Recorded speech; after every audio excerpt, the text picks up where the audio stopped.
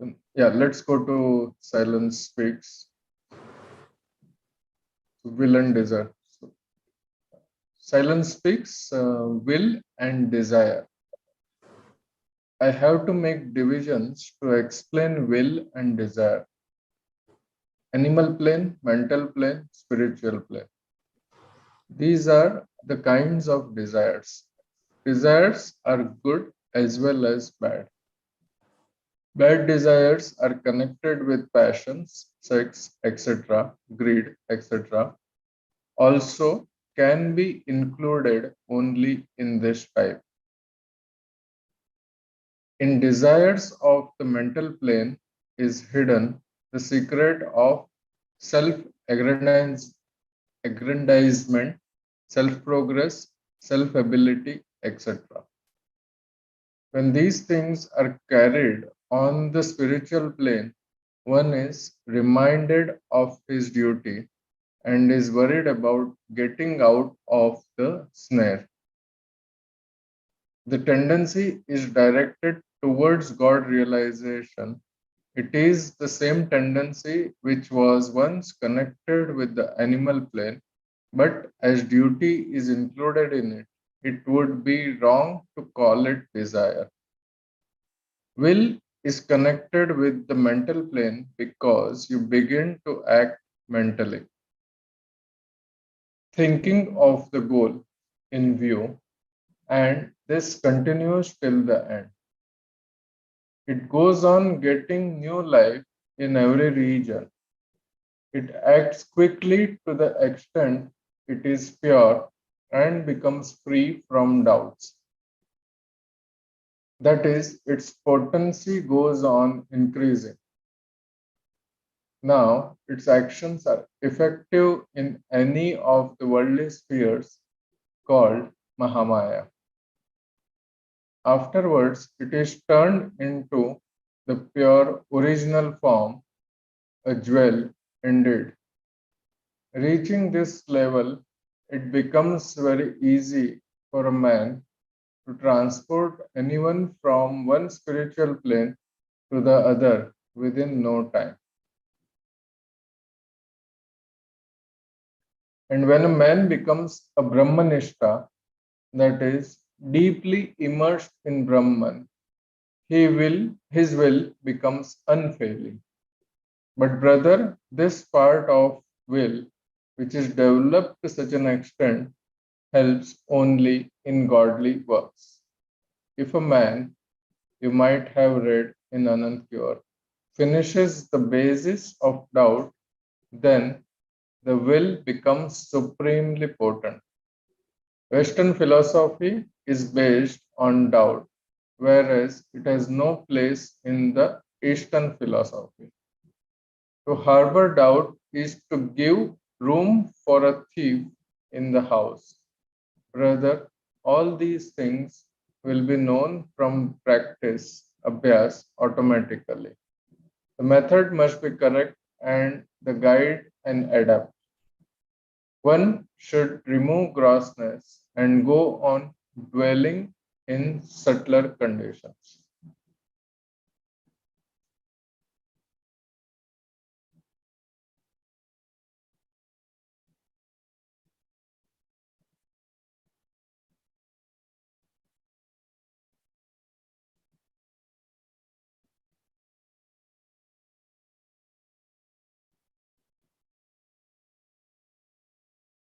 Anyone wants to elaborate, add, or ask?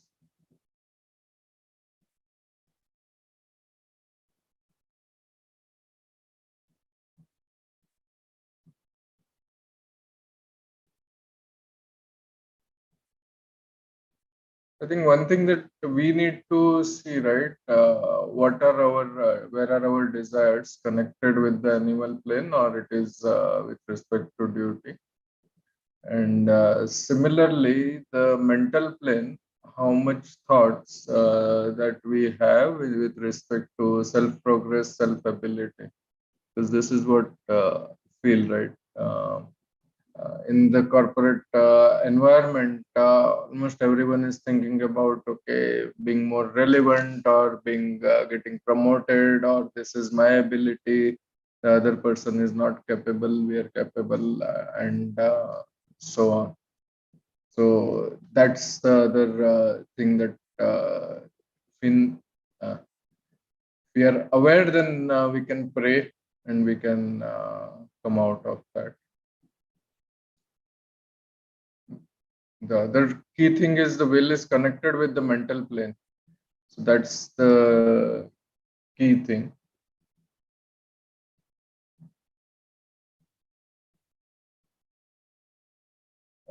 All the doubts would go away as we progress, and the will becomes an unfailing will.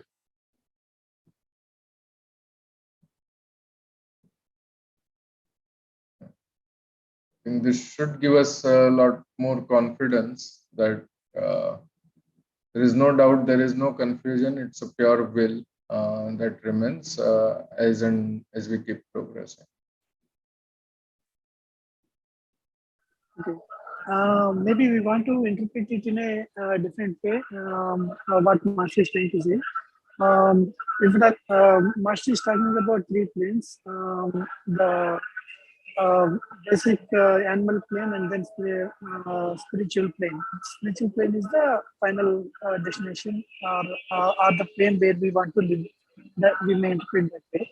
And this animal plane is the one where we are at the moment, and that will is the means to transform from here to there. So the thoughts are the whatever are the thought pattern or something that will be that is there in the animal plane is related to almost related to self, and applying will and constant focus, we are trying to divert it to the spiritual plane. So if not we take it this way, the source and destination and the means, probably what Master is saying is, as we purify ourselves, we will be transforming to the endpoint. So that way, maybe we can interpret that point to the way as well. Travis, in between your voice was not clear. So are you saying that there is a will also at animal plane? No, no, no. Will is the means like a which we apply to transform ourselves from that plane to the spiritual plane. Probably, if not, we can think in a grass way, like probably. So we are applying our will and focusing our attention on master or divinity, and then transforming and coming out of those selfish desires or selfish things to feel the presence of universality or the fraternal feeling, which is the spiritual way of living, probably. Okay. Yeah. So think so. The what is at the animal plane and mental plane are the desires, and will is the tool for us to get to the higher planes. And this is where in our system, right, with the pranahuti, trainer is diverting the flow from the lower portion of the heart to the upper portion, so that our animal tendencies or the animal desires gets reduced, and then we have more human level tendencies, and then the diversion of the flow from upper to Atman, where our mind is diverted towards God.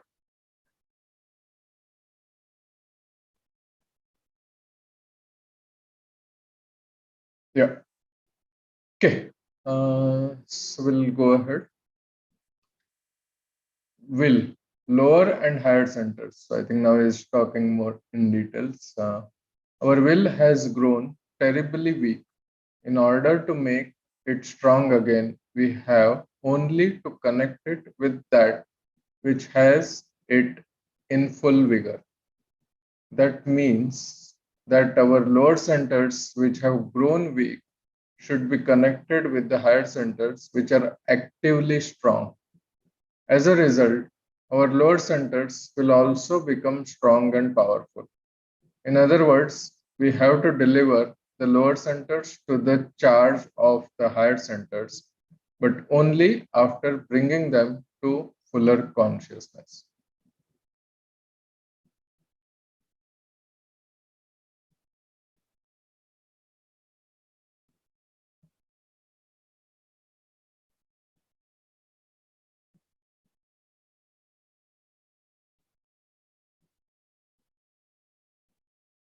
Will, faith, and confidence. I may assure you that you can win laurels in the spiritual field if only you turn your attention towards God and proceed with will, faith, and confidence, no matter how adversely you may be placed in, surrounded by all the worries and miseries of a household life.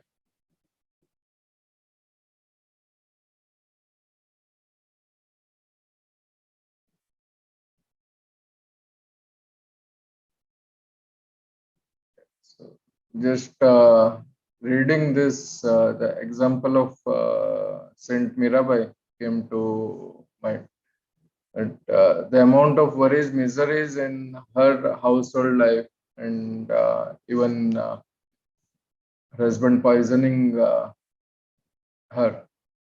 Um, you can just think of it, how confident, how much her will and faith was there on the God, Lord Krishna.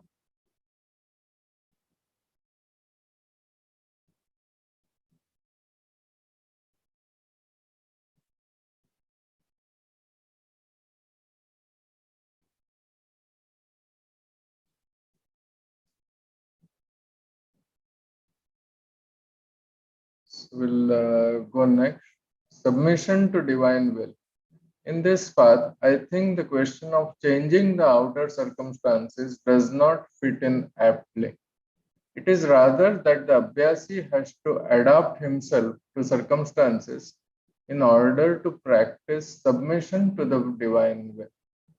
The divine will is predominant and the circumstances are the result thereof. We have to learn to take them as divine gifts.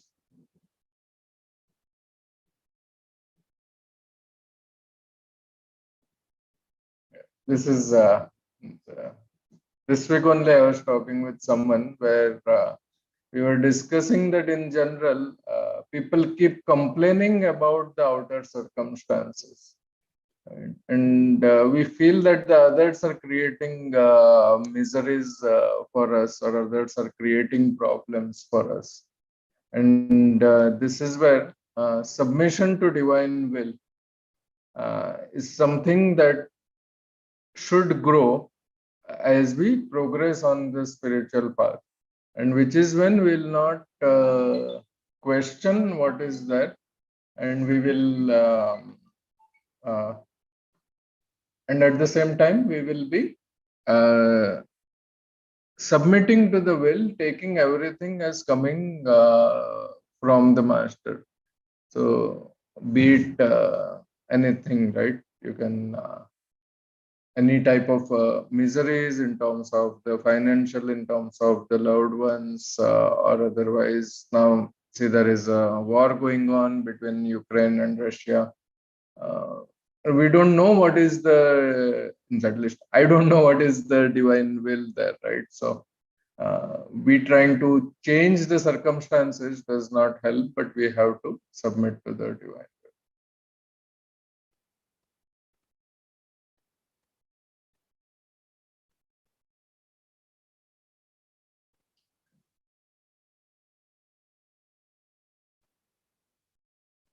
So to firm will, powerful will made at the very first step and maintained all through shall never fail to achieve complete success. Difficulties and dejections will melt away at a mere glance, and the path of success will be made smooth. Our firm will enables us automatically to draw in power from unknown sources for the accomplishment of the task.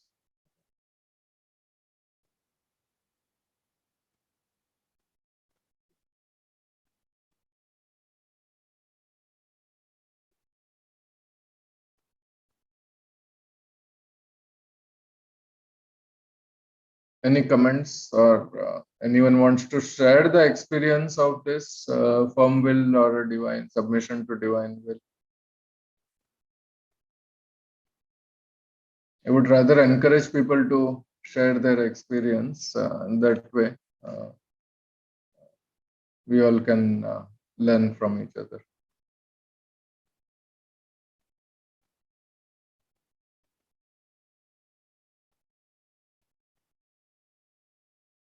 One simple thing, like one practical aspect we can think of in this aspect.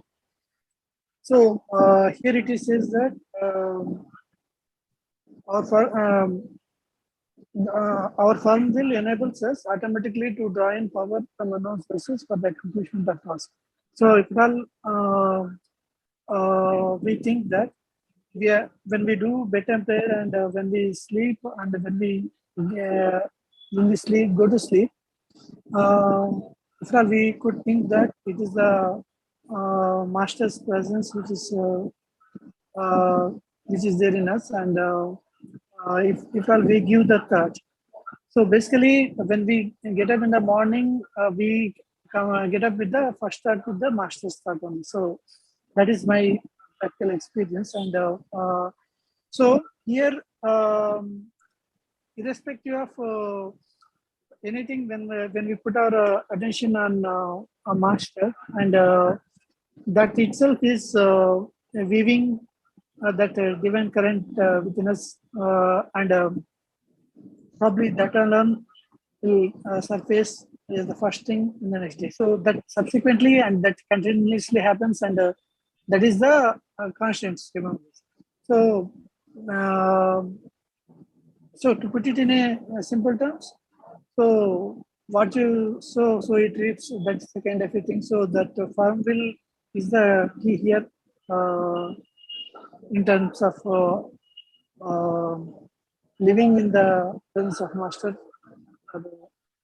living in consciousness. So probably that is the practical way we can think of it. Okay, good. Yeah, thanks for sharing that. Anyone else wants to share?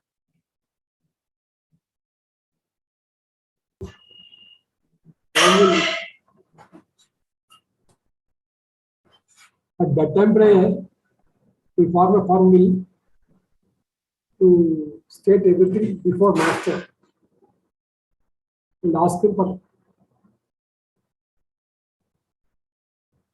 corrections, and so many other things, other weaknesses in ourselves to reveal before the master and ask him for excuse with firm will.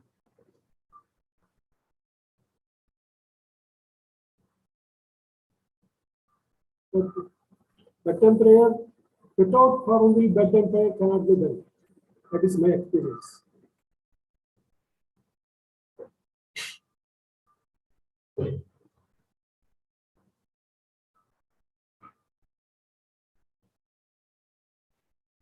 So without firm will, we cannot raise before dawn also. With firm will only, we can raise at 4 o'clock in the morning, and we can continue our meditation practice. Otherwise, we can't. That is my experience, my personal.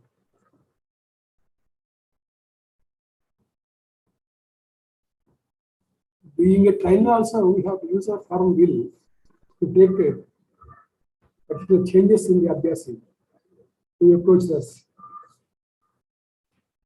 That is, there also we have to use our firm will.